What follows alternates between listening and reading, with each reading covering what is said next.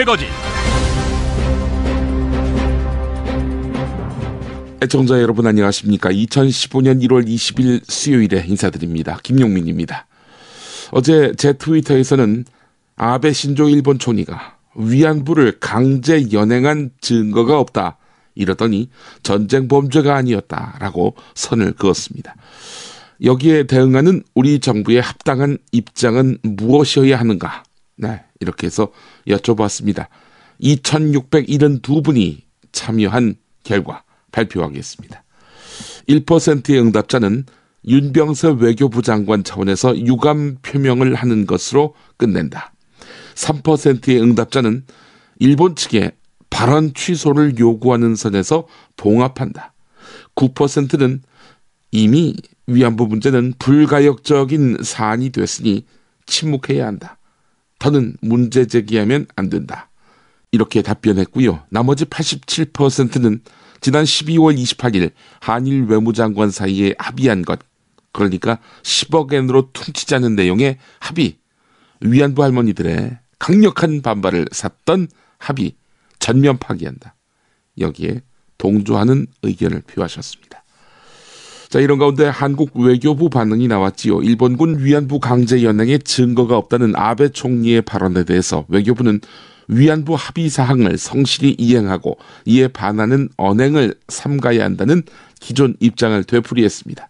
화를 낸다든지 파기한다고 엄포를 놓는다든지 그런 건 전혀 없었습니다.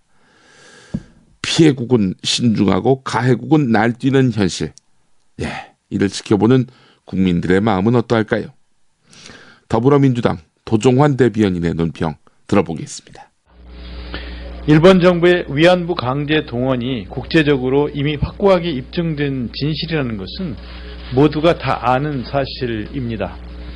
일본이 이를 부정하고 사과를 거부하고 있기에 우리 정부가 지난달 양국 합의를 통해 일본 정부에 확실한 사과를 이끌어냈다고 했던 것이 아니었습니까? 일본 측이 위안부 문제를 논란거리로 삼는다면 최종적이고 불가역적이라는 합의의 의미는 도대체 무엇인지 우리 정부에 묻지 않을 수 없습니다. 결국 일본의 사죄를 이끌어냈다던 우리 정부의 자화자찬은 허언일 뿐이고 위안부 문제에 대해 일본 정부의 면죄부만 주고만 것이 분명해졌습니다. 반드시 알아야 할 뉴스로 이어가 보겠습니다.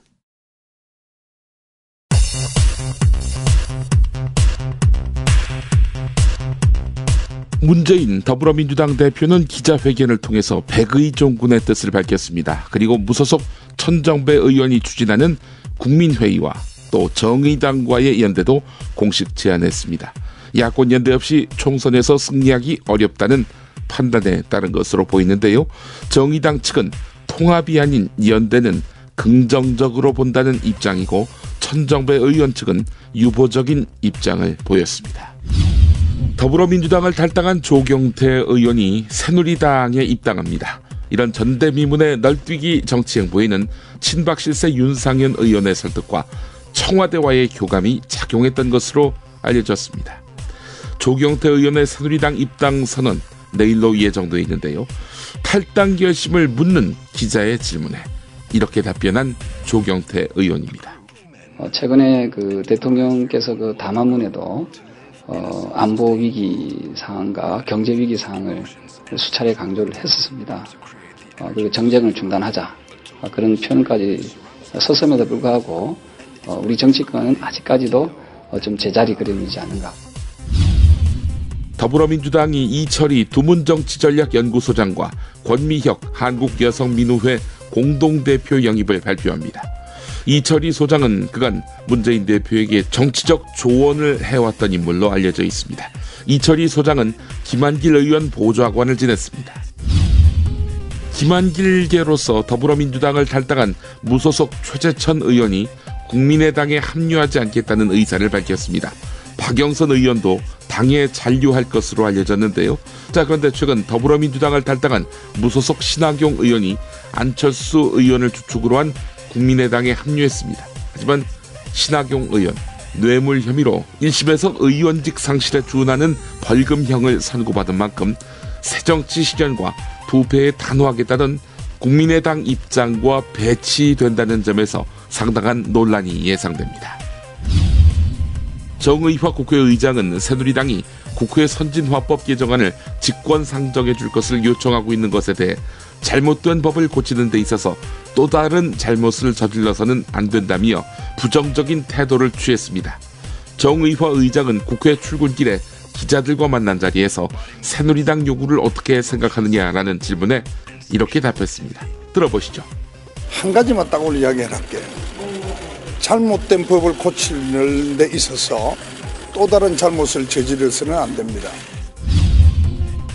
일반 해고와 취업규칙 변경 요건 완화 등 정부의 양대 지침 추진에 반발해서 한국노총이 9.15 노사정 대타협 파기를 선언했고 1998년 외환위기 당시 대타협 이후 17년 만에 이루어졌던 노사정 대타협이 물거품이 된 셈입니다. 정부는 즉각 반발했습니다. 이기권 고용노동부 장관의 말을 들어보시겠습니다. 한국노총이 노사정 대타협 파기와 노사정위원회 불참을 선언한 것은 일자리에 대한 국민의 여망을 배반하는 것이고 청년들의 희망을 꺾는 것입니다.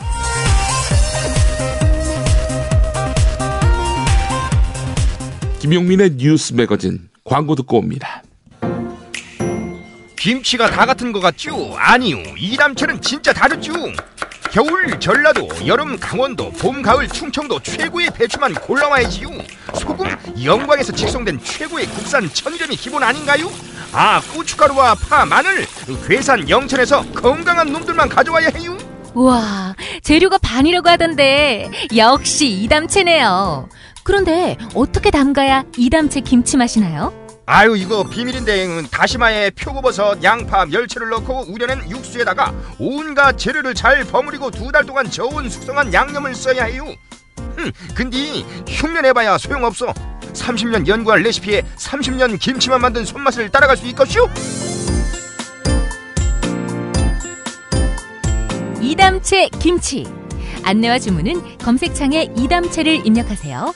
전화는 1544-4586 1544-4586.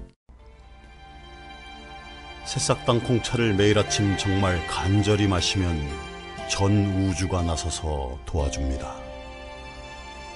당신을 진실한 사람으로 만들어드립니다.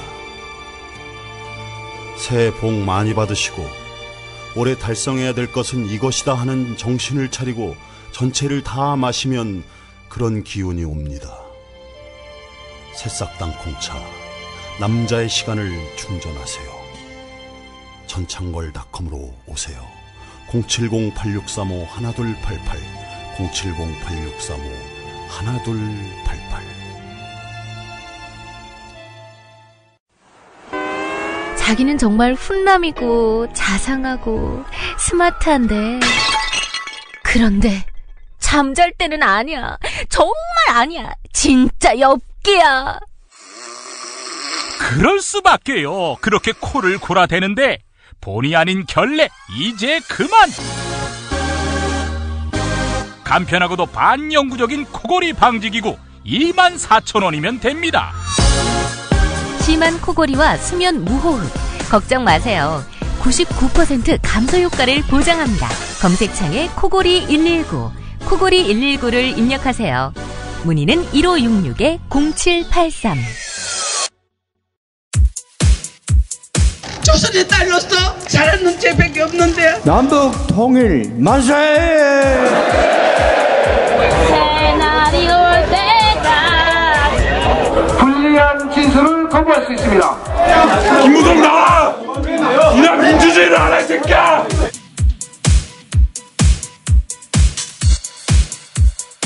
뉴스는 현장이다 코너로 이어갑니다.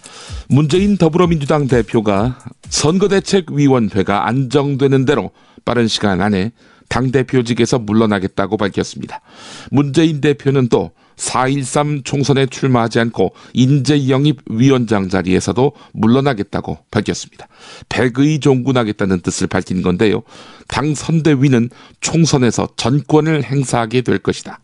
권한이양을 신속하게 진행하고 백의종군하겠다면서 최고위의 의견이 모아지면 권한이양의 절차와 시기를 곧바로 공표할 계획이다. 오래 걸리진 않을 것이다. 이렇게 덧붙였습니다. 문재인 대표의 발언 들어보시죠. 국민 여러분, 선대위가 안정되는 대로 빠른 시간 안에 당 대표직에서 물러나겠습니다. 통합의 물꼬를 틔우기 위해 제가 비껴서는 것이 필요하다고 생각합니다. 선대위는 총선에서 정권을 행사하게 될 것입니다. 선대위는 총선 시기 당의 지도부입니다. 국민회의와 정의당과는 비공식적인 협의를 이어왔습니다만 결실을 맺지 못했습니다. 이제 시간이 얼마 없습니다. 정치적 이해관계에 따라 이합집산하는 기득권 정치로는 국민의 삶을 변화시킬 수 없습니다. 이제 우리 당이 박근혜 정부의 경제 실패와 소득 불평등에 맞서 국민의 먹고 사는 문제를 해결하겠습니다. 한국노총이 노사정 합의를 백지화했습니다. 박근혜 정부의 일방적인 노동개혁 추진이 몰고 온 당연한 귀결이다. 경향신문은 사설을 통해 이렇게 평가했는데요. 노사정 합의 당시 최대 쟁점이었던 저성과자를 해고하는 문제와 노동자에게 불이익이 예상되는 취업규칙 변경을 쉽게 하도록 길을 터주는 방안을 제멋대로 정부와 사용자가 밀어붙이려 한 것이죠. 한국노총은 그동안 합의문에 정부가 일방 추진하지 않고 노사와 충분히 협의를 거친다는 문구가 들어간 부분을 강조해 왔는데 정부는 낙장불입이라는 입장만 견지했습니다. 심지어 정부 여당은 한국노총의 의사를 무시하고 기간제 사용기간을 2년에서 4년으로 연장하고 파견제를 확대하는 방안을 노동 5법에 포함시켜서 일방적으로 밀어붙였습니다. 한국노총이 합의사항 위반이라고 아무리 외쳐도 정부 여당은 노사정 합의 정신만을 강조하면서 철저하게 한국노총을 노동개혁 논의에서 배제했습니다.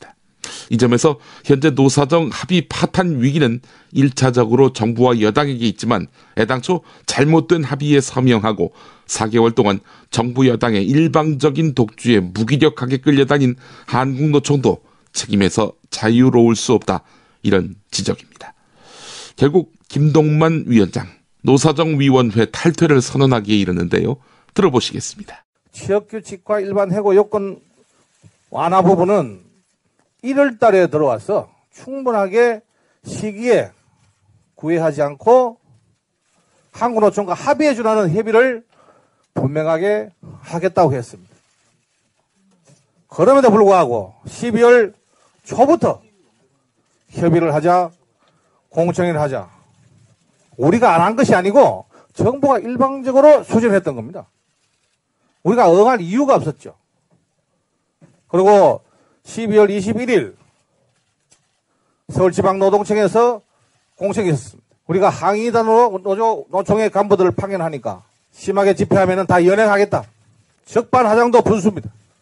노사정 합의가 정부 여당에 의해 처참하게 짓밟혀 휴지 조각이 되었고 완전 파기되어 무효가 되었음을 선언합니다. 그동안의 협상기조에서 벗어나 정부와 여당의 노동시장 구조개혁 정책에 맞선 전면적인 투쟁 체제로 전환할 것입니다. 오늘 뉴스는 현장이다. 마지막 순서는 정의당 팟캐스트 노유진의 정치카페 일부분입니다.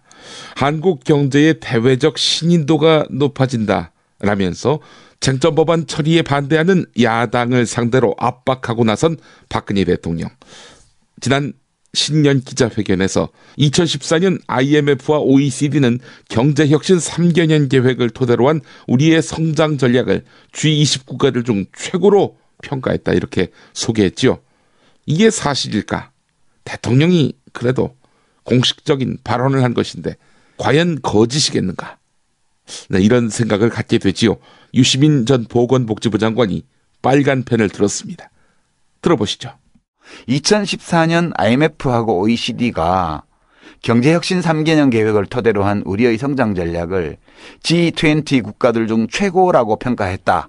이렇게 했잖아요. 그 중간 점검에서 또 2등으로 받았고 그 아쉬움을 막 절절하게 토로를 했는데 지난 2014년 IMF와 OECD는 경제혁신 3개년 계획을 토대로 한 우리의 성장 전략을 G20 국가들 중 최고로 평가하였습니다. 이게 사실일까? 어떨 것 같아요? 아니 뭘 근거로 IMF가 이런 거 평가하는 데인가? 왜냐하면 제가 알기로는 OECD나 IMF가 등수 매기는 거 잘 안 하거든요. 그 성장 전략 평가에서 1등, 2등 순서 매기는 걸 할까? 다시 확인해 봤어요. 이게 2014년 11월에 이제 그 호주 브리스번인가? 거기서 G20 정상회담이 있었고요. 박근혜 대통령이 거기 갔다 왔어요. 그 직후였던 12월 1일, 2014년 12월 1일에 기획재정부가 오프라인 배포도 하고 온라인에 홍보자료도 올렸어요. 예쁘게 표지 달아가지고 G20 정상회의 결과와 성과 홍보자료를 냈더라고요. 여기 이 문장이 있어요.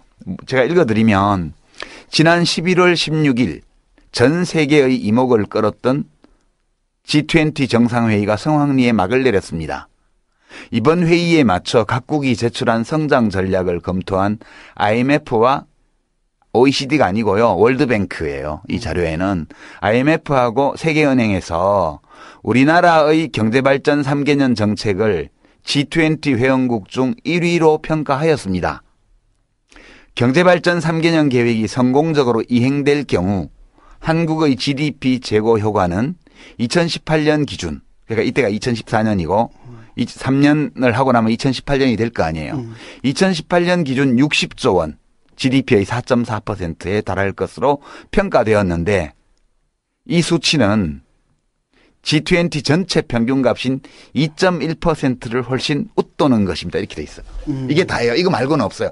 아무리 제가 근거를 뒤져봐도. 참 황당한 게 그걸 또 1등이라고 한 거는 자의적으로 매긴 점수. 자기가 먹인 거잖아요. 1등 맞아요. 계획에 그러니까 두 가지 문제가 있는데 성장률 재고 효과가 제일 높은 거예요. 학교에서 선생이 학생들에게 그 학습 계획 내놔봐 해가지고 그렇죠. 다 내니까 이 계획대로 된다면 너는 다음 학기 1등이야.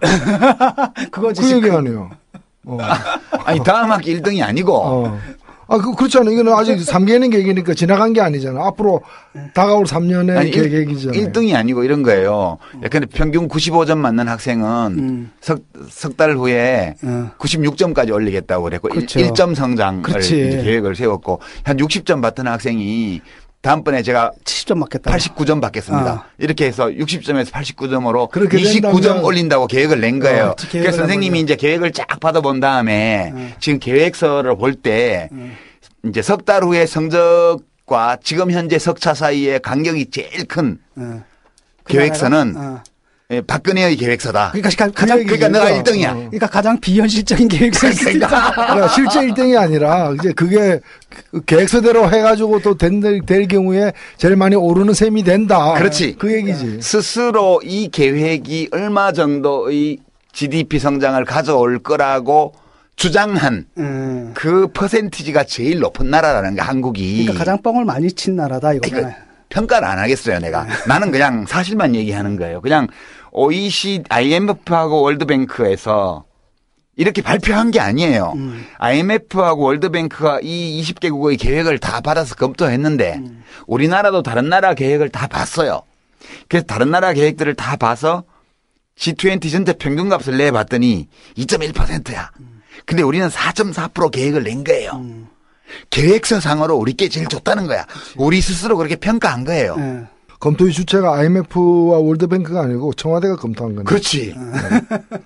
청와대 비서실에서 검토한 결과 그렇지. 이렇게 해석될 수 있어.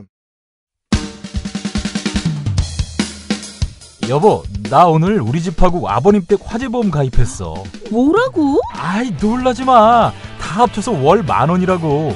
월 10,000원 화재보험 카페에서 가입한 거라니까. 월 10,000원 화재보험 카페에서 집 2채를?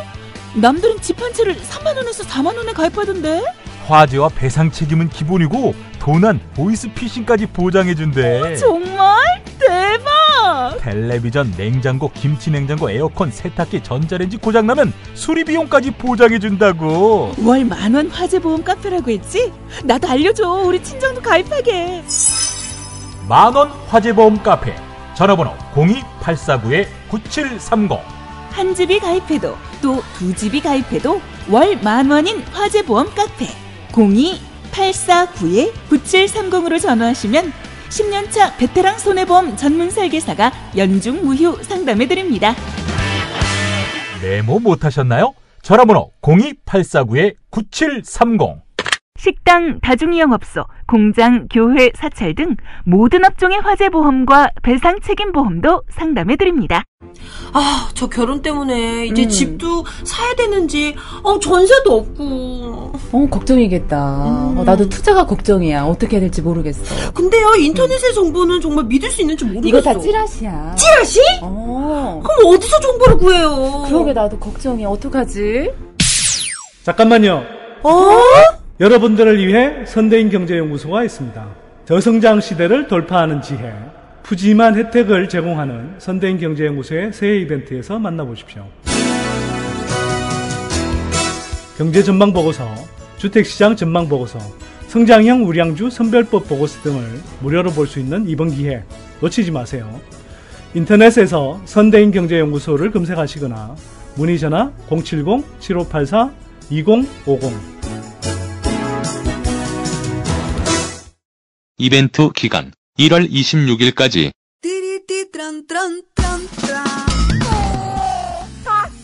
스마트폰, 물통, 무료지, 아이패드, 패스트푸드 음식. 승용차 안이 지저분해요. 이게 섞이지 않도록 몽땅 넣을 수 있는 멀티 포켓 어때요? 한 손으로 스마트폰 보면 팔이 아파요. 목에 거는 스마트폰 거치대, 이거면 고민 끝. 우와, 아이디어 장렬.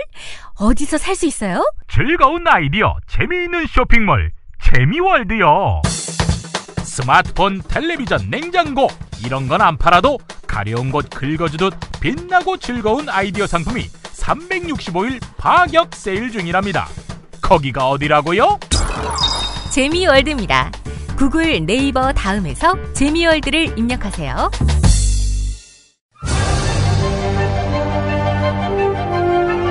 가짜 기자들은 가라! 진짜 기자회견.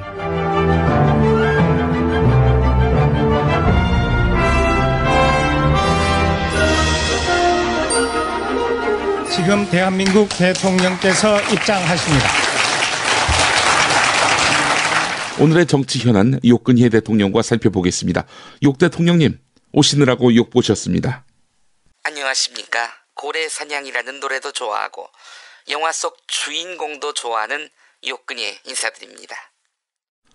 고래사냥 영화 속 주인공이요? 김수철 씨, 손창민 씨가 주연을 맡았었는데 당시 이 배역 영화 속 이름은 뭐였죠? 몰라요? 경태. 경태에 꽂히셨군요, 한마디로. 아니, 캐릭터에 꽂힌 게 아니라 이름에 꽂혔어, 경태. 그래요. 경태. 그러실만도 하겠네요. 아니, 세상에 어떻게 그렇게 진실한 사람이 야당에 있었대? 응? 그래서 그 사람 바로 덥석 물기로 했어, 우리가. 그래요. 조경태 의원, 소속은 야당인데 야당이 아니라 새누리당을 위한 정치를 펼쳤죠. 아니, 이 시대에 여야가 어딨어. 오로지 진실한 사람과 원수 암덩어리 이렇게만 구분될 뿐이지. 하여간 그 야당 지지하는 분들은 박근혜 정부가 유일하게 잘한 일이 조경태 의원을 새누리당에 입당시킨 것이다, 이렇게 말하더군요. 아니, 오늘 해가 서쪽에서 뜨려나? 내가 저 종북 좌파들한테서 지지를 받다니 이건 뭐 1+1 상품을 얻는 기분인걸? 다음 주 국정수행 지지도 사상 최고치를 경신할 것 같은데. 아니 근데 조경태 의원을 어떻게 끌어들이셨어요? 내가 그 더불어민주당사 앞에다가 새누리당 확성기를 갖다 놓았잖아. 야, 확성기가 만병통치약이더라. 어? 주술 같은 마력이 있어요. 그래서 앞으로 정의화 국회의장 집 앞에도 하나 갖다 놔야겠어. 직권상정하도록 말이야. 근데 조경태 의원이요, 노무현 대통령의 후보 시절 정책 보좌 역을 맡았고요. 자신이 진정한 친노다, 그러니까 진노다, 이렇게 말하더군요. 지금 친노라고 분류되는 사람들은 문재인부터 시작해서 다 가짜다, 이렇게 말하기도 합니다. 진노를 받으실 수 있겠어요? 세상에서 노무현을 제일 혐오하는 친박 동네에서 말입니다.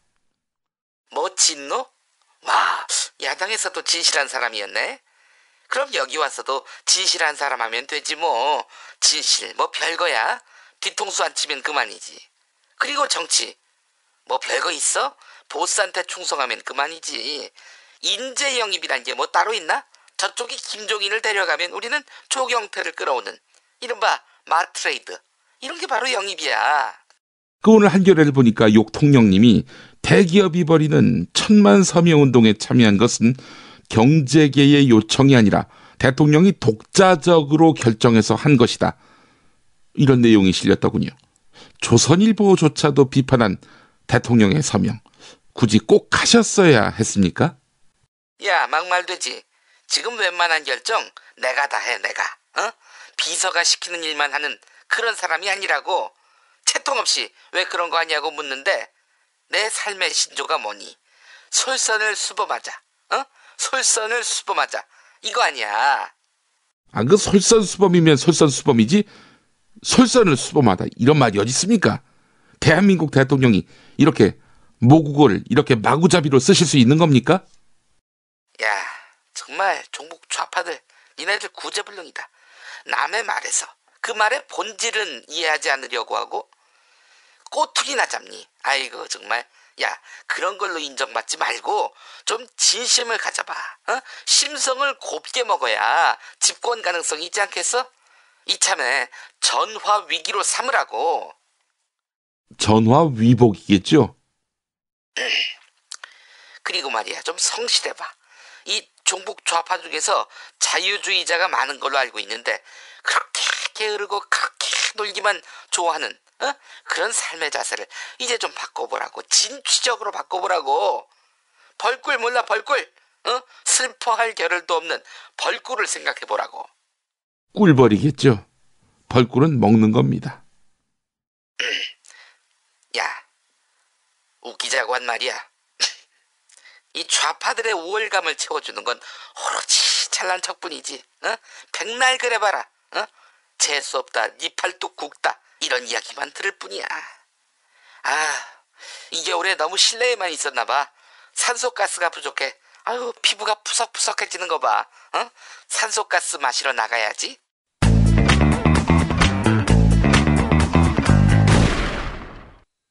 박근혜 왜 저러지? 문재인, 김무성, 안철수는 또 왜 저러지? 뉴스로는 알 수 없는 진짜 정치 현장 이야기. 한겨레 정치팀 기자들이 취재 수첩을 낱낱이 공개합니다. 본격 정치관찰 팟캐스트. 언니가 보고 있다. 팟빵에서 언니를 검색하세요. 정치 한 건에서 시간입니다. 한겨레 정치부 김원철 기자 연결합니다. 김 기자님. 예, 안녕하세요. 예. 자, 오늘 첫 소식 어떤 뉴스 준비하셨습니까?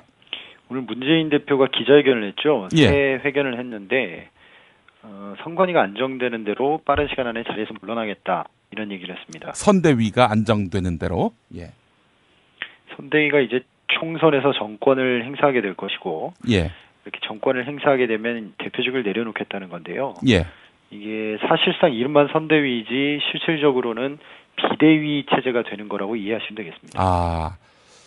만약에 문재인 대표가 그만두게 되면 당대표직이 통상은 이제 원내대표가 겸하게 돼 있지 않습니까? 그렇죠. 근데 원내대표가 맡는 것이 아니라 선대위원장이 맡게 되는 거군요. 그렇죠. 원내대표가 이제 규정상 예. 쉽게 이해를 하시면 당의 지금 지도 체제는 문재인 대표와 최고위원들로 구성되어 있지 않습니까? 예. 그분들이 한 몸이라고 생각하시면 됩니다. 한 몸이고 현 지도부를 물러나게 하려면 이제 문재인 대표와 함께 다른 최고위원들도 동반 사퇴를 해버리면 지도부 자체가 공백 상태가 되잖아요. 예. 그럼 원내대표인 이종걸 원내대표가 그 비대위원장을 선임할 수 있는 권한이 생깁니다. 예. 그러면 그때 이제 이종걸 원내대표가 김종인 선대위원장을 비대위원장으로 선임하면 되죠. 형식적으로는 그렇게 하면 됩니다. 예. 그렇게 된다면 이제 김종인 선대위원장이 당권은 물론이고 이제 공천권까지 행사하게 되는 거군요. 그렇죠. 근데 그 부분에 대해서 조금 서로 입장이 완전히 같지는 않은 것 같은데요. 예. 왜냐하면 문재인 대표 입장은 공천이 지금 이미 시스템에 의해서 확정이 돼 있고 혁신위에서 안이 나와 있잖아요. 예. 그러니까 본인은 물론이고 김종인 선대위원장이 뭐 공천의 정권을 가지게 된다 하더라도 뭐 시스템에 의해서 하게 돼 있는 대로 하는 것이지 예. 특별히 뭘 더 넣고 빼고 할 게 없다는 쪽에 조금 무게가 있는 것 같고요. 혁신안을 통해서 공천권이 이제 뭐 어느 특정 개인에게 부여되지 않는 이런 구조가 됐으니까 뭐 선거에 책임만 있고 권한이 없는 겁니까? 그럼?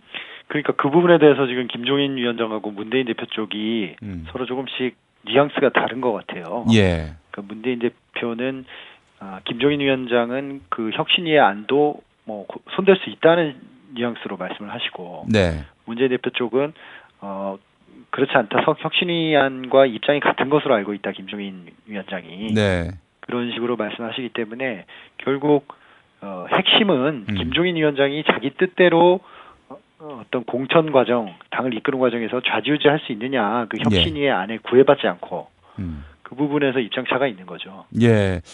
근데 이제 김종인 그 선대위원장 초장부터 너무 권력 의지가 강한 거 아닌가요? 원래 그분 스타일이 그렇습니다. 예, 거의 정권을 쥐고 하시는 걸 좋아하시기 때문에 예. 절대로 뭐 다 만들어진 판에 허수아비, 그러니까 얼굴 간판처럼 이렇게 가는 걸 원치도 않으시고 그런 걸 수용하실 스타일도 아니시고. 예, 알겠습니다. 하여간 뭐 본인이 그 책임을 져야 하는 만큼 그 무게에 맞게 권한도 행사하겠다 이런 얘기인 것 같네요. 그렇죠. 예. 예. 그런 측면도 있습니다. 선대위가 구성되면은 이제 또 선대위에 그 진용이 꾸려지지 않겠습니까? 네네. 지금 뭐 어떤 사람들이 기용될 것 같습니까? 그 진용을 지금 김종인 위원장이 구상을 하고 있고, 예. 그게 아마 마련이 되는 대로 제가 아까 초반에 설명드렸던 그런 형식적인 절차를 밟을 것 같습니다. 예. 박영선 의원 거취는 어떻게 정해졌어요? 조금 그 기류가 많이 달라진 것 같아요. 그 김종인 위원장 오긴 전과 후가 좀 다른 것 같고요. 예. 지금은 조금 안 나가는 쪽에 무게가 있는 게 아닌가. 예. 아무래도 좀 명분이 많이 약해지는 측면이 있고. 예. 또 어제 그 문병호 의원이 보도자료를 내서 박영선 의원과 손학규 고문은 국민의당에 합류해라 이렇게 보도자료를 냈잖아요. 예. 그렇게 하면 이제 못 가는 거 아닌가요? 그러니까 갑자기 그런 논평이 나와서 이 뭔가 양자 사이에 이견이 생긴 게 아닌가, 틈이 생긴 게 아닌가. 사고 수준의 보도자료가 아닌가. 예. 이게 문병호 의원도 좀 뭔가 지금 멘붕 상태가 아닌가 이런 생각이 좀 들긴 해요. 그러게 말입니다. 좀 이게 이해하기 쉽지 않은 행동인 것 같습니다. 네. 조경태 의원 탈당을 선언했죠? 그렇죠. 조경태 의원이 탈당한 게 깜짝 뉴스였는데요. 예. 부산에서 내리 3선했죠. 3선했고, 근데 이분 같은 경우에 그 혁신위 체제에서 소위 말해서 찍혔잖아요. 윤리심판원에 회부돼 있고, 그래서 지금 더불어민주당에 남아있는 한 공천받기는 쉽지 않은 상황이니까 뭐 탈당하는 것까지는 이해가 됩니다만, 예. 지금 지역 신문에 부산일보에 보도된 바를 보면 새누리당으로 가기로 했다. 예. 이렇게 보도가 나오는데, 아니 국제신문에도 그렇게 나왔더라고요. 예, 지역 정가에는 지금 그렇게 다 알려진 것 같더라고요. 예. 그런데 새누리당을 가는 거는 좀 이해가 잘 안 되더라고요. 네. 박지원 의원 같은 경우에는 무소속으로 나오겠다는 입장이잖아요. 예. 그러니까 차라리 공천을 못 받으면은 무소속으로 나와서 이제 4선 의원이 된 다음에 몸값을 높여서 뭐 어디든 골라갈 수 있는 네. 그런 행보를 하겠다라고 하면 뭐 이해는 되는데 인간적으로. 예. 새누리당을 가면은 부산 3선이 새누리당에서 뭐 그렇게 평가를 받는 스펙은 아니잖아요. 예. 예. 그렇죠. 새누리당에서는 특히. 네. 예. 그 양반이 그동안 해왔던 행보들, 이를테면은 여당 편에 드는 듯 보이고, 야당에서는 뭐 이건 진짜 세작 아니냐 이런 얘기가 들 만큼, 야권 지지자들의 어떤 그런 의사에 반하는 행동을 해왔단 말이죠. 이런 그렇죠. 거 보면은 뭐 오래전부터 새누리당에 가기로 약조가 돼 있는 상황에서 야당 안에서 스파이 노릇한 거 아니냐 이런 얘기도 거칠게 나오고 있습니다. 어떻게 보세요? 예, 뭐 그런 얘기를 충분히 할 수는 있는 결과인데 예. 사실 뭐 조경태 의원이 그렇게 행동했던 동기는 제가 보기에는 그냥 개인적인 캐릭터인 것 같고요. 예. 예, 워낙 그 인정 욕구가 강한 분이고 또 본인이 객관적으로 굉장히 입지전적인 야권 출신 부산 3선 의원이지 않습니까? 부산에서 말이죠. 예. 그런 점에 의해서 더욱더 고양되는 측면이 있고 어떤 분이 표현하시기로는 그 통제할 수 없는 자신감이라고 표현하시던데 그게 딱 맞는 표현인 것 같습니다. 예.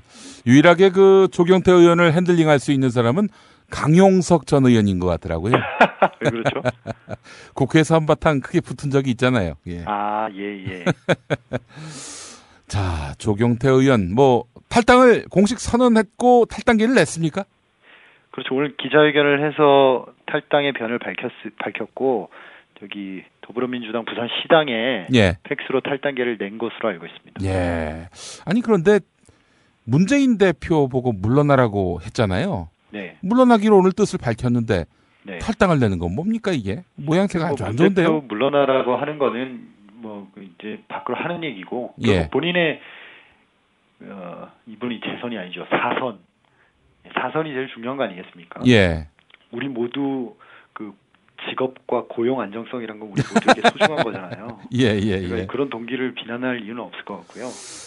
이분 입장에서는 이제 4선의 길이 막혀 있으니까 다른 길을 고민을 할 수밖에 없었겠죠. 제가 2007년에 이제 브리핑하러 다닐 때 말이죠. 어떤 언론사 기자로부터 들었는데 정보 보고에 올라오기를 조경태 의원이 이 새누리당, 당시에는 한나라당이었죠. 한나라당으로 넘어가는 방안을 놓고 고심 중이다. 이런 내용이 올라왔다고 하더라고요. 예, 오래전부터 고심해왔고 또 부산에서 이 야당 의원 하기가 참 쉽지 않은 현실적인 측면도 있었을 테고요. 예, 그럴 겁니다. 네. 그러나 모양새가 너무 안 좋네요. 네. 예. 자, 다음 소식은 어떤 게 있습니까? 오늘 안철수 의원이 그 더불어민주당의 김종인 위원장 영입에 대해서 갑자기 공격을 했어요. 공격을 했어요. 예. 이게 좀 의아한 게 처음에 그 지난 14일에 김종인 위원장이 영입됐을 때는 그 긍정적인 평가를 했거든요. 예. 긍정적인 평가라기보다는 뭐 크게 토를 달지 않았어요. 정확히 뭐라고 말씀하셨냐면 야권이 건강한 경쟁 관계가 되는 것이 국민 입장에서 바람직하다. 예. 뭐 일견 긍정 평가라고 볼 수도 있죠. 예. 이렇게 얘기를 하셨는데 지금 한 며칠 만에 갑자기 입장을 바꿔서 오늘 기자들한테 메시지를 보냈는데 만약 노무현 대통령께서 살아계셨다면 김종인 위원장의 영입을 절대 동의하지 않았을 것이다. 김종인 위원장 영입은 살아남기 위해 수단 방법을 가리지 않아도 된다는 식이고 이건 노무현 대통령 방식이 아니다. 이런 식으로 공격했는데 좀 어색하죠. 김종인 위원장 영입에 대해서 입장을 며칠 만에 바꾼 것도 어색하고 그 공격에 노무현 대통령을 끌고 들어오는 것도 좀 어색하고 아마 이제 분석하기로는 지금 한상진 위원장이 사고를 좀 쳤잖아요. 그 부분에 대해서 좀 만회하기 위해서 더불어민주당 쪽을 일종의 더불어민주당식 색깔론 김종인 위원장의 국보위 전력을 언급하면서 그런 식으로 공격하기 위한 어떤 전략적 판단이 아닌가 그런 생각이 드는데 뭐 좀 어색해 보이죠? 앞뒤가 다른 것은 이 건뿐이 아니죠. 사실 신학용 의원 오늘 입당을 허용했다면서요? 저기 국민의당 현역 의원들이 자기들 기득권 포기하겠다고 결의문 같은 걸 냈는데 거기에 신학용 의원이 이름을 올렸죠. 이름을 올렸습니다. 신학용 의원이. 신학용 의원은 지금 비리 혐의로 지금 하급심에서 유죄 판결을 받은 상태인데 물론 뭐 이번에 출마 안 하겠다 이렇게 밝히긴 했지만은 그런 의원과 함께 손을 잡는다, 제휴한다. 이거는 뭐 기소만 돼도 공천 안 준다. 이런 정신에 비춰볼 때 어색하지 않은가 이런 생각도 들고 말이죠. 공천은 안 주겠죠, 뭐. 공천은 안 줄 테니 입당은 허용한다. 이건 또 말이 안 되는 거죠, 사실은. 그렇죠. 말장난이죠. 알겠습니다. 자, 오늘 김원철 기자와 함께 정치 한 건에서 함께했습니다. 김 기자님 감사합니다. 예, 고맙습니다. 서울, 경기, 인천 지역의 신축 빌라 정보 빌라 타임즈 하나면 됩니다. 현장 나와주세요. 네, 여기는 새로 오픈한 현장입니다. 여기만이 아니라 분양 마감 현장이라면 빌라 타임즈의 레이더를 피할 수 없습니다. 빌라 타임즈 정보는 알찹니까? 당연합니다. 현장에서 직접 촬영한 퀄리티 높은 사진 여러 장이다. 지도 서비스, 무료 투어 서비스, 무료 상담 서비스까지. 빌라 타임즈 짱이죠? 그러다 허위 매물 걸리면요? 포상금 100만 원 약속합니다. 수도권 빌라에 관한 정직한 정보를 모았습니다. 빌라 타임즈. 인터넷에서 만나세요. 공화국 참치 논평. 구이동 대양 참치를 맛보지 못한 국민 여러분은 진정한 참치 맛을 보기 위한 강도 높은 중대 조치를 취하실 계획을 표명하시고 곧장 구이동으로 달려오시기 바란다. 참치에 대한 체질적인 거부감과 적개심을 노골적으로 드러내는 분도 구이동 대양 참치에 오시면 추호도 용납할 수 없는 포악무도한 폭식 행위를 자행할 것이다. 구이동 대양참치. 월요일 참치데이 이벤트, 화요일 참치머리 서비스로 함께합니다. 주차장 걱정 마시고요. 대중교통은 서울 지하철 2호선 구의역 2번 출구에서 5분 거리입니다. 대양참치 구의점 02-455-8087. 여보, 나 그날이 오면 떡 돌릴 거야. 당신 말버릇처럼 하더니 정말 그날이 오면 떡 돌릴 거야? 근데 무슨 떡? 이미 더 라이스로 결정했어. 아, 흰쌀만 들어가는 탄수화물 덩어리 떡하고는 차원이 다르다는 더 라이스? 백설기에 흰콩과 현미가 들어가 비타민 무기질까지 담뿍 담긴 떡 더 라이스. 맛도 끝내준다며. 근데 세상이 바뀔 때까지 기다려야 하는 거야? 지금 미리 맛보자고. 홈페이지는 더라이스.net, 전화번호는 02-2605-3644. 선물, 행사, 잔치, 효도, 합격 기원에도 더할 나위 없는 떡, 더 라이스. 다시 한번 홈페이지는 더라이스.net, 전화는 02-2605-3644.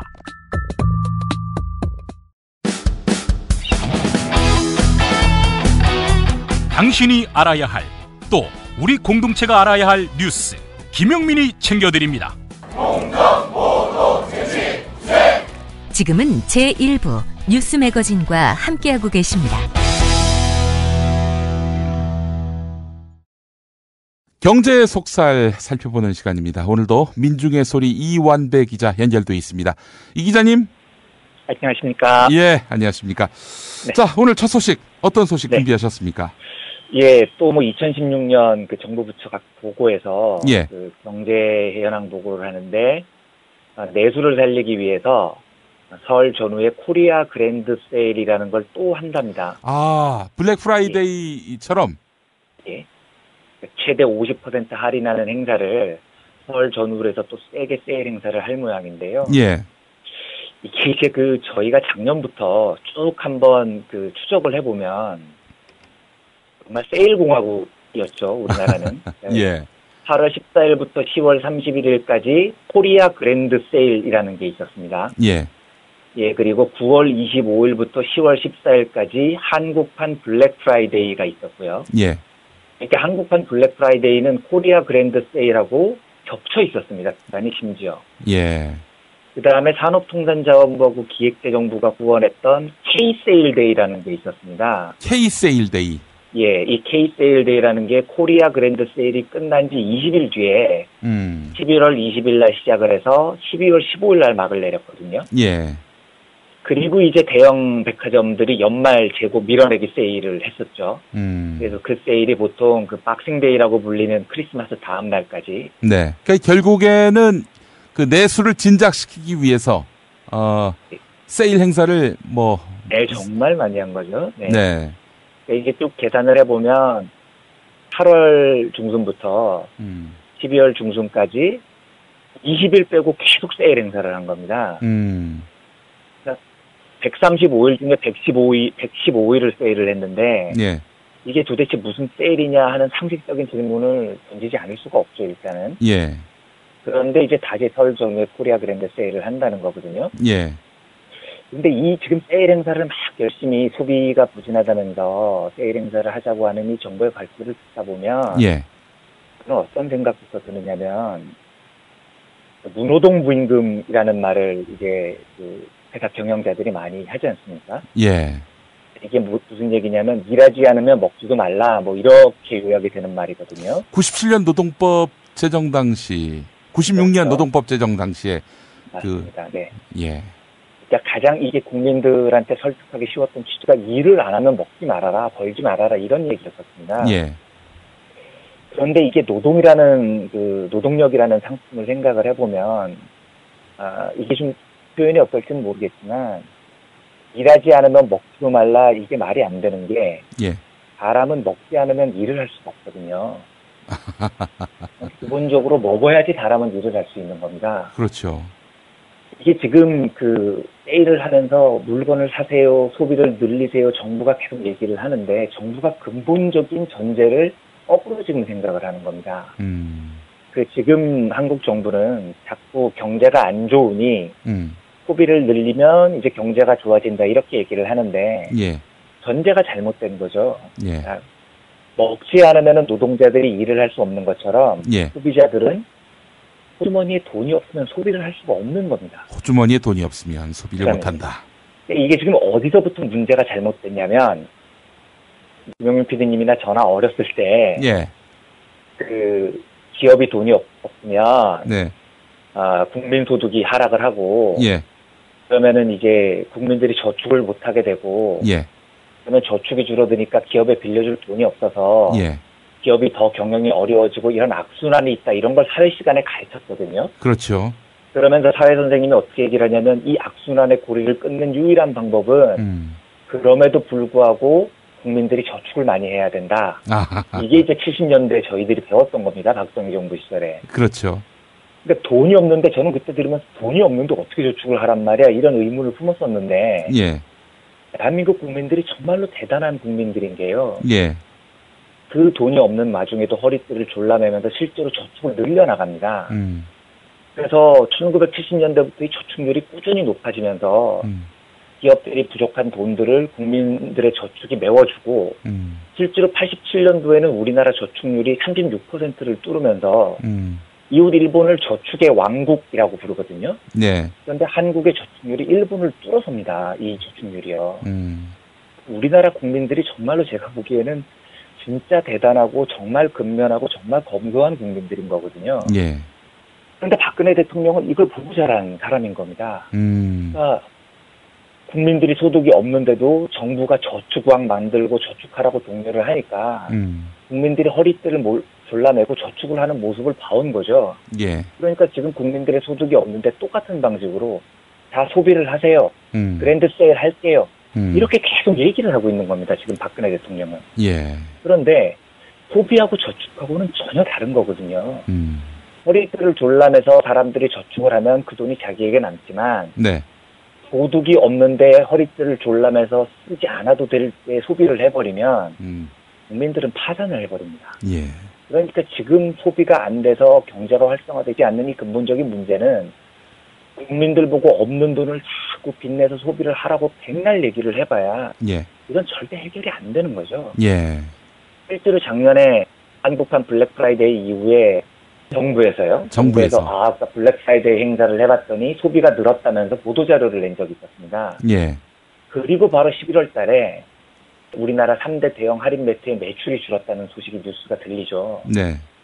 근본적으로 세일을 하면 잠시 잠깐 소비가 늘 수는 있어도 우리나라 국민들의 지금 호주머니 사정이라는 게 소비를 늘리고 계속해서 그 소비를 늘리는 추세를 유지를 할 수 있는 소득 수준이 안 됩니다. 네. 그래서 만약에 정부가 강제적으로 유통업체들을 압박해서 엄청나게 크게 세일을 하면 예. 잠깐 소비를 늘렸다가 다음 달에 소비를 다시 줄일 수밖에 없는 겁니다. 그래서 결국은 작년에 그 대단히 이어지는 세일 행사를 계속했었을 때 예. 전문가들이 걱정을 했던 건 그러면 내년 상반기 사람들이 쓸 돈이 더 없어질 텐데 소비 절벽이 올 거라고 사람들이 걱정을 했습니다. 예. 그러니까 이제 이 소비절벽이 올 것 같으니 또 펄존을 코리아 그랜드 세일 한다는 거죠. 예. 이건 결국은 하반기 쓸 돈을 상반기에 땡겨 쓰라는 건데 예. 이렇게 영원히 아랫돌 빼서 윗돌 계기를 할 수 없다는 걸 전제로 한다면 네. 이 정책은 결국 총선 전까지 예. 최대한 국민들의 호주머니를 앞당겨 쓰도록 만들어서 총선 전까지 그럴싸한 성적표를 손에 쥐고 싶다는 말밖에 안 되거든요. 예. 그러면 총선 지난 다음에 소비가 왕창 망해버리고 나라 경제가 훨씬 더 지금보다 침체돼 버리면 네. 누가 책임질 거냐는 거죠. 그러니까 지금 이 정부가 하고 있는 코리아 그랜드 세일은 네. 제발 이런 말도 안 되는 짓은 좀 그만하고 예. 국민들이 실제로 소비를 늘릴 수 있도록 소득을 늘리는 방안을 빨리 고민을 해서 예. 근본적인 문제를 해결하지 않으면은 이런 꼼수로는 절대로 해결이 안 되는 문제에 우리 경제가 직면해 있는 상황입니다. 지금. 예. 꼼수로는 해결이 안 된다. 그렇습니다. 네. 그렇군요. 하여간 뭐 하루살이 정권 같습니다. 올해 총선까지만 이렇게 버티자 뭐 이러는 것 같은데요. 네. 걱정스럽습니다. 네. 하루살이 정권 그런 느낌도 들고요. 네. 자, 우리 시야를 한번 외국으로 넓혀보죠. 그 미국 민주당 대선 후보 버니 샌더스 어떻게 보세요? 그 민주당 후보 될 가능성이 있어 보이십니까? 제가 나중에 조금 더 이 방송을 하면 실력이 들통나겠지만 정치 문제와 외교 문제에 대해서는 일반인들의 상식보다도 굉장히 제가 떨어집니다. 제가 그래서 그런 질문에 대해서 감히 대답을 할 자격이 전혀 되지 않는데요. 제가 이제 이게 뭐 제가 다니는 회사 홍보하는 것 같아서 그렇지만 오늘자 저희 민중의 소리에서 그 버니 샌더스에 대해 알고 싶은 19가지 라는 제목의 롤링스톤에 나온 굉장히 긴 그 장문의 인터뷰 기사, 번역 기사가 나왔습니다. 그래서 새벽에 제가 이 기사를 쭉 보다가 경제적으로 제가 너무 흥미로워서 저희 그 매거진 독자분들과 좀 공유를 하고 싶어서 제가 이 기사를 골랐는데요. 저희 국장 말로는 A4 분량으로 무려 12장짜리 장문의 기사라니까 굉장히 시간을 길게 드릴 용의가 있으시면 저희 애청자분들도 한번 읽어보시면 좋겠습니다. 그런데 그 중에 한 대목에 이런 게 있었습니다. 질문자가 에이즈 치료약을 한 알당 $750, 우리 돈으로 한 90만 원 정도 되죠. 90만 원? 이 정도 가격으로 올려서 비난을 받았던 마틴 시크렐리 라는 사람에 대해서 어떻게 생각하느냐 이렇게 질문을 합니다. 그러니까 이 샌더스가 이렇게 얘기를 하죠. 나는 그런 행태를 카지노 자본주의라고 부른다. 나는 그런 행태가 몹시 혐오스럽고 나는 끝까지 그런 행태에 대해서 맞서 싸울 것이다. 대학 회사들이 이딴 짓을 할 수 있는 이유는 딱 하나다. 그럴 수 있기 때문에. 제약 회사들이 할 수 있는 이유는 한마디로 말해서 그럴 수 있기 때문에. 이게 무슨 말이냐면 그 다라프림이라는 항생제가 있었습니다. 이 다라프림이라는 항생제가 말라리아나 에이즈를 치료를 하는데 반드시 필요한 항생제거든요. 근데 이게 원래는 가격이 한 알당 $13.5. 그러니까 우리 돈으로 한 16,000원 정도 했었죠. 근데 이게 무려 60년 동안이나 팔려왔던 약입니다. 그러니까 굉장히 범용으로 많이 사용됐던 약이고요. 마틴 시크렐리라는 투자자가 이 헤지펀드 펀드 매니저인데 이 약을 독점 판매를 할 수 있는 권한을 사버립니다. 그런 다음에 $13.5 하던 약을 단번에 $750로 약값을 올려버린 겁니다. 그러니까 16,000원짜리를 갑자기 90만 원으로 올려버린 거죠. 55배를 가격을 뛰게 만들었습니다. 이게 작년 9월의 일이거든요. 그런데 보통 이 항생제 치료, 다라프림이라는 항생제 치료를 받는 사람이 몸무게가 60kg이 넘으면 하루에 이걸 3알 정도를 복용을 해야 되거든요. 그러니까 90만 원짜리를 하루에 3알을 복용을 하면 하루에 270만 원이 드는 거죠. 이걸 1년 내내 복용을 하면 한 7억 원이 넘는 돈을 써야 됩니다. 그러면 7억 원이 넘는 재력이 없으면 어떻게 되느냐? 죽으라는 겁니다, 그냥. 죽으라는 거다. 그런데 아시다시피 에이즈나 말라리아라는 병이 아프리카 사하라 사막 이남의 최빈국에서 제일 많이 나타나는 병이거든요. 그렇죠. 그 사람들한테 1년에 7억 원이 어디 있습니까? 그러니까 이 약값을 이렇게 올렸다는 건 파먹을 수 있는 사람은 한 알에 90알 내고 1년에 7억 원 내고 목숨 유지하시고요. 네. 돈 없으신 분은 그냥 주세요. 이런 판매 정책이었거든요. 그런 셈이죠. 예. 근데 이게 신자유주의가 확산된 이후에 세계 자본주의가 너무 잔인무도해져 가는 겁니다. 지금 세계에 영양실조 걸린 사람이 8억 5천만 명입니다. 네. 그리고 10살이 채 안 된 어린이들이 5초에 한 명씩 굶어 죽습니다. 제가 지금 방송을 하면서 이 코멘트를 하는 이 5초 동안에 네. 이 한 명이 지금 죽은 겁니다. 하하. 그리고 5,700만 명이 매년 가난 때문에 목숨을 잃습니다. 우리나라보다도 많은 인구가 죽습니다. 예. 그런데 이런 뉴스가 이제 보도가 되면 특히 네이버 같은 주요 포털의 댓글들을 보면 물론 우리 젊은 층들이 전혀 그런 분들이 다수가 아니겠지만 몇몇 젊은 분들이 댓글을 어떻게 다냐면 네. 당연한 거 아니야? 자본주의가 원래 그런 거잖아. 자본주의가 원래 그런 거다. 죽어야지. 돈 약살 돈 없으면 죽는 게 당연한 거 아니야? 이런 식으로 댓글을 다시는 분들을 제가 종종 봅니다. 예. 그런데 이 신자유주의가 확산된 이후에 항생제 하나를 한 알에 90만 원씩 팔고 지금 지구상에 그 식량을 생산할 수 있는 능력이 130억 명이 먹을 수 있는 식량을 생산할 능력이 있다고 하거든요. 지구가. 예. 130억 명이 먹을 수 있는 식량을 생산할 수 있는데 지금 전부 세계 곡물 메이저들이 식량을 쥐락펴락하면서 예. 세계에 8억 5천만 명이 영양실조에 걸려있는 이 현실이 과연 그래 돈 없으면 굶어 죽어야지. 약값 돈 없으면 죽는 게 당연한 거 아니야? 예. 이렇게 신자유주의적으로 잔인하게 받아들이는 것이 이게 정말 우리가 꿈꾸는 사회인지 저는 굉장히 회의가 많이 들더라고요. 그래서 갑자기 우울한 그 말씀을 불평해서 드려서 죄송한데 아닙니다. 예. 네. 지금 인류가 생산하는 그 식량의 25%는 소한테 먹습니다. 왜냐하면 맥도날드가 그 소를 사서 그 소로 패티를 만들면 맥도날드가 돈을 벌 수 있지만 그 25%의 식량을 굶어 죽는 사람들한테 주면 맥도날드가 돈을 벌지 못하기 때문이거든요.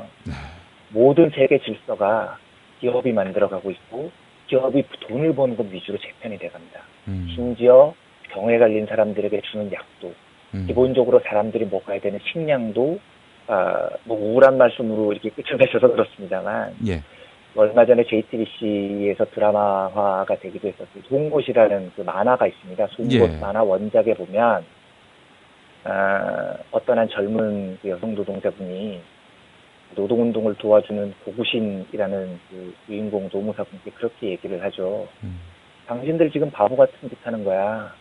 당신들은 지금 경쟁에서 패배한 사람들이잖아요. 경쟁에서 패배한 사람들이 못 사는 게 당연한 거지. 무슨 권리를 주장을 한다고 노동조합을 하고 데모를 하고 그래요. 라고 그 여성 노동자가 얘기를 했을 때 그 고구신 노무사가 이렇게 얘기를 하거든요. 패배는 죄가 아니요. 우리는 벌받기 위해 태어난 것이 아니란 말이요. 그러니까 제가 이 대사를 들으면서 너무너무나 가슴이 찡했었는데 지금 신자유주의가 지배하고 있는 이 세상에서 경쟁에서 패배했다는 이유로 그래서 잘 못 산다는 이유로 병에 걸려도 항생제도 사 먹을 수 없고 굶어 죽는데도 밥을 먹을 수 없어서 5초마다 한 명씩 10살이 채 안 된 아이들이 굶어 죽어야 되는 이 세상 이게 경쟁에서 패배했기 때문에 당신들은 죄를 지은 것이고 그래서 당신들에게 벌받아야 된다고 말하는 지금 이 신자유주의 세상이 그 세상이 우리들이 동의를 하지 않을 수 있는 용기가 우리들에게는 있어야 된다는 생각이 듭니다. 그래서 조금 더 기업이 주도하는 이 신자유주의 세상에 대해서 우리 청취자분들께서도 그 세상이 반드시 옳은 것만은 아니야 라고 말할 수 있는 생각에 조금씩 동의를 해주시면 좋겠다는 생각에서 그 샌더스의 얘기와 우울한 소식을 전해드렸습니다. 예, 알겠습니다. 샌더스 참 건강한 노동관을 갖고 있군요. 인간관을 갖고 있고요. 대단한 사람이더라고요. 제가 그대로 읽어보니까요. 아이고 이러다 트럼프가 되면 어떡합니까? 그러니까요. 아이고야. 아주 그 극과 극입니다. 예. 예. 자, 예. 이완배 민중의 소리 기자였습니다. 수고하셨습니다. 네, 감사합니다. 예.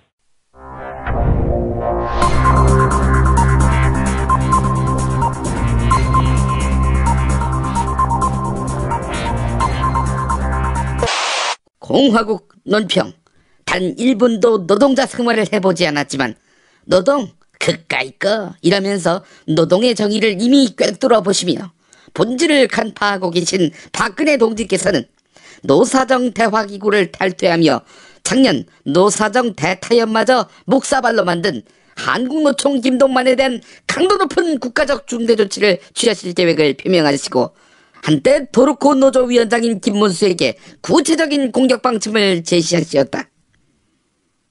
경애하는 박근혜 동지의 단호한 결단은 사내대장부가 한번 약속했으면 그걸로 낙장불입인데 이걸 치사하게 부침개에 뒤집듯 뒤집으며 속았다. 이럴 수 없다면서 징징거리는 행위에 대해 더는 용납하지 않겠다는 강력한 응징의 의지다. 김동만의 이런 망동은 쉬운 해고라면 길거리 서명까지 마다하지 않겠다며 쪽을 있는 대로 헐값에 판촉 중인 박동지에 대한 체질적인 거부감과 적개심을 노골적으로 드러낸 추호도 용납할 수 없는 포악무도한 도발 행위다. 과거 박동지를 할퀴다가 지금은 꼬리를 내리고 스스로 원조 친박임을 자초하는 김문수는 일단 김동만 앞에 가서 도르코 면도칼을 씹으면서 새누리 월드는 들어오기는 쉬워도 나가기는 어려운 곳이라면서 박동지를 참을 수 없이 모독하고 우롱하는 대가가 얼마나 심각한 것인가를 똑똑히 깨닫게 해야 할 것이다. 아울러 씹던 면도칼을 삼키고 피똥을 쌈으로써 조직에 대한 배신이 얼마나 참혹한 것인가를 똑똑히 보여줘야 한다. 이로써 박동지가 어떤 무서운 힘을 떨치며 금수저 물고 나온 2세 로얄 패밀리 시대 건설의 위대한 역사를 창조하는가를 두 눈 뜨고 보게 될 것이다. 6살 하늘이 밥을 잘 안 먹어요. 엄마, 나 이거 맛이 없어요. 그만 먹을래요. 엄마의 걱정은 점점 더해가는데요. 그런데 이때 택배입니다. 연지연 곰탕이 배달됐어요. 직접 도끼로 팬 장작불 위에 한우 사골과 도가니를 가마솥에 한가득 넣고 24시간 끓인 진구. 연지연 곰탕이 하늘이 입에 들어가는 순간 아, 맛있다. 엄마 한 그릇 더 주세요. 하늘이의 밥도둑 연지연 곰탕. 조미료 같은 첨가물이 전혀 들어가지 않아 엄마의 기쁨은 더하답니다. 연지연 곰탕은 강화군에서 김포시 방향으로 강화대교 건너자마자 있습니다. 포장 판매는 한 팩 800g에 7,000원, 7팩 이상 무료 배송합니다. 주문 전화는 010-7252-1114, 010-7252-1114.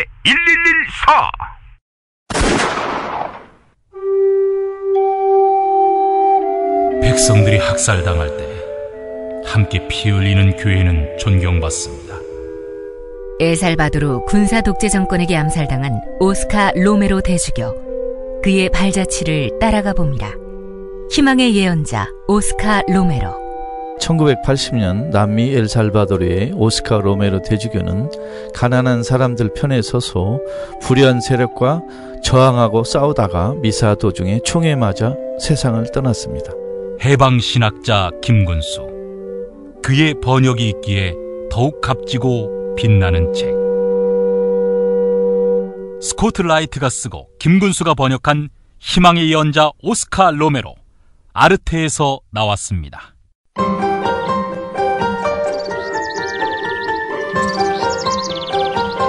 오늘의 날씨. 오늘도 서울이 영하 14도까지 떨어지면서 한강이 얼어붙을 가능성이 큽니다. 이번 한파는 주말까지 이어진 뒤 다음 주 중반부터 누그러들 전망입니다. 서해안과 섬 지역의 눈은 밤사이에 모두 그치겠지만 이번 주말에 또다시 폭설이 예상됩니다.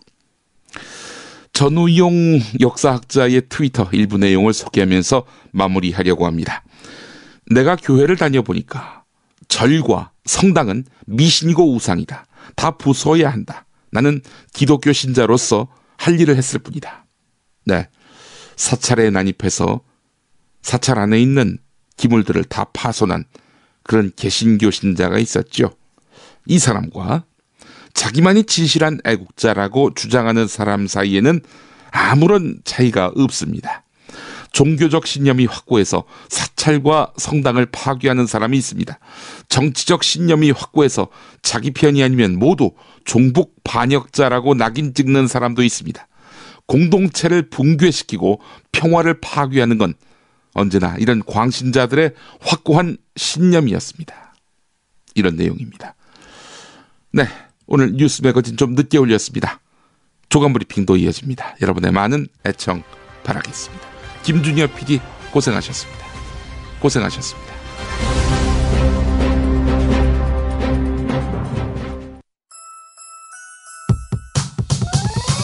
이번 방송 괜찮았나요? 작별의 여운 이렇게 표시해주세요. 다운로드하기, 댓글 달기, 구독하기, 별점 주기. 더 좋은 방송 만들어달라는 약속 이렇게 응원해주세요.